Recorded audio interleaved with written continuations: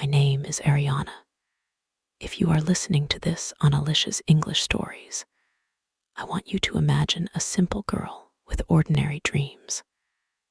That was me. I was not brave. I was not extraordinary. I was just 18, soft-hearted, hopeful, and unaware of how quickly life can change. This is my story, and I am telling it in my own voice because silence once nearly erased me. I was born in a narrow street where children played until sunset and neighbors borrowed sugar without knocking. My father worked long hours at a repair shop. His hands were always stained with grease, but when he smiled, his whole face softened. My mother stitched clothes on an old sewing machine by the window. The rhythmic sound of that machine was the background music of my childhood. We were not wealthy, but we were peaceful. At night, we ate together on the floor. My father would ask me about school. My mother would remind me to study hard so I could become something big. I dreamed of becoming a teacher. I loved books. I loved words. I believed life would unfold gently. I was wrong. He lived 3 streets away. A man in his 40s, well-dressed, soft-spoken. People called him respectable. At first, he was just someone who greeted my father politely. Then he began visiting more often. He praised my mother's cooking. He brought sweets. He offered help. I felt uncomfortable, but I couldn't explain why. One evening, he asked to speak privately with my parents. I remember standing outside the room, hearing murmurs. Then silence. Then my father's voice, loud, furious. The man had proposed marriage. To me, I was 18. He was 40. I felt sick. I do not want this, I said clearly when my father confronted me. But in small towns, truth is often twisted into gossip. Within days, whispers spread like fire. Some said I must have encouraged him. Some said I should feel lucky. My father's pride was wounded. He was already under financial pressure. The gossip became unbearable one night. In anger and frustration, he shouted words I will never forget. You have brought shame. I left. I stayed with a distant relative. I cried myself to sleep every night. Then, just a few days later, news reached me my father had suffered a heart attack. He died before I could see him. I never got to say goodbye. Grief swallowed my mother. Relatives argued about money and responsibility. In the chaos, my mother and I were separated. I worked small jobs to survive. I walked miles each day. I skipped meals. I felt invisible, but nothing hurt more than knowing my mother was alone. Months later, I heard shocking news. The same man had been helping my mother, fixing broken things, bringing groceries, sitting with her during her grief. People praised him. He is such a good man, they said. Eventually, he proposed marriage to her, and she said yes. When I returned to live with my mother after their marriage, he greeted me warmly. Everything from the past is forgotten. He smiled in front of her. He was gentle, generous, caring.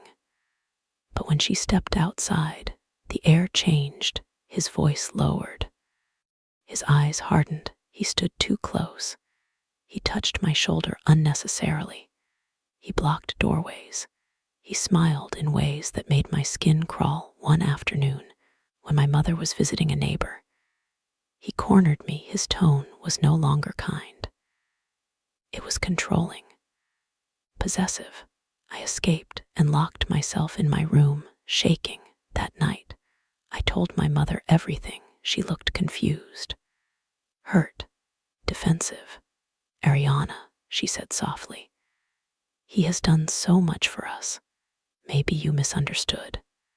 Misunderstood. That word felt like betrayal. I realized something important that night. If truth does not have witnesses, it is easily denied. So I made a plan. The next day, I told my mother, I will go out to look for work, but please stay home. Hide somewhere he cannot see you. If I am wrong, you will know. She hesitated, but something in my voice convinced her. She hid quietly inside a storage space near the hallway. I pretended to leave.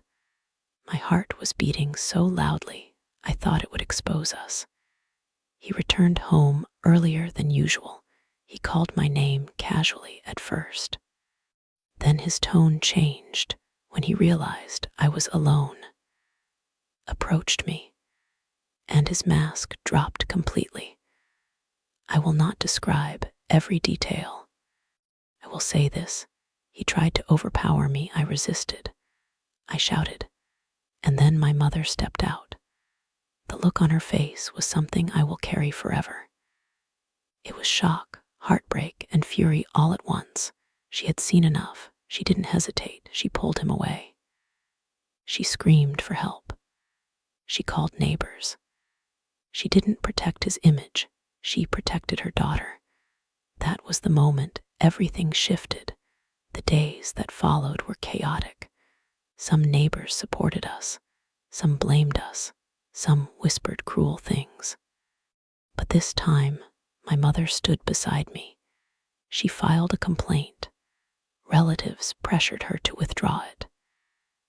They said it would damage our reputation. She refused.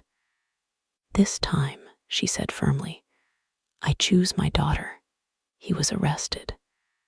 And for the first time in months, I slept without fear. Months later, something unexpected happened. I recorded a video, no dramatic music, no tears, just my voice. I spoke about warning signs. I spoke about manipulation. I spoke about how predators often hide behind kindness. I spoke about how daughters must be heard. I posted it anonymously. Within days, the video exploded online. Millions of views. Thousands of comments. Girls wrote, "This happened to me. No one believed me. Thank you for speaking." Then something even bigger happened. Other women came forward, women who had known him years ago, women who had stayed silent out of fear. My story gave them courage. Because of their testimonies, the legal case became stronger. His punishment became heavier. Silence had protected him for years. One voice broke that silence. Then many voices followed my mother, and I moved to a new city. She reopened her tailoring work. I continued my studies in social work. I began speaking at small community events. Schools invited me. Women's groups listened.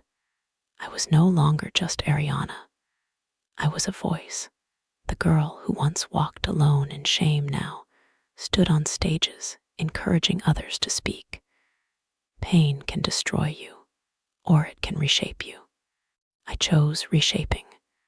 Do I hate him? No. Hate would tie me to him forever. Instead, I used what he tried to break as fuel. The biggest mistake he made was believing I would stay silent. If you are hearing this on Allicia's English Stories, I want you to remember, trust your instincts. Believe your children. Kindness is not character. Actions are silence, protects the wrong people. Predators depend on doubt. Break the doubt, and you break their power. I was once a simple girl. I was thrown out. I lost my father. I was not believed. I was hurt, but I was not defeated today. My name does not carry shame, it carries strength.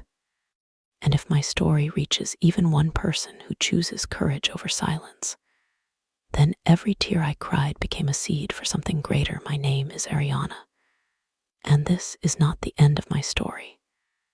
It is the beginning of my power. If you liked this story, please like, share, and subscribe. Your support means a lot to me. I will be back soon with more stories to help you learn English. Take care and remember, you are strong, you are brave, you deserve and respect. See you next time.